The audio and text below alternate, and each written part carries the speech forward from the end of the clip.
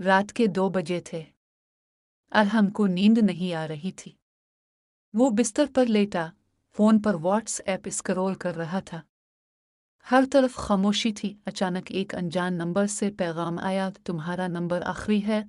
अरहम ने हैरत से स्क्रीन देखी और जवाब दिया। क्या मतलब?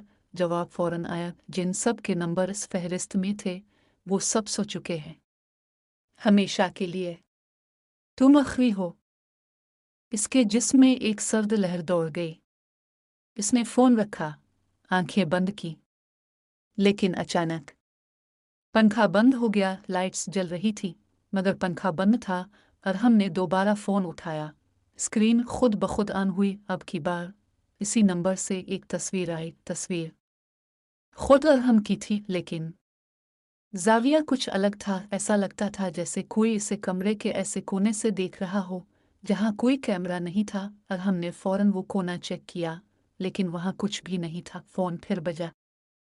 पैगाम आया, मैं इस कमरे में हूँ, मगर तुम्हारी नींद के बाद ही नजर आऊंगा। 3 दिन तक अरहम जागता रहा, लेकिन जब उसने नींद कबूल की वो रात इसकी आखिरी रात बनी। अगली सुबह एक और नंबर पर पैगाम गया, तुम्हारा नंबर आखिरी है।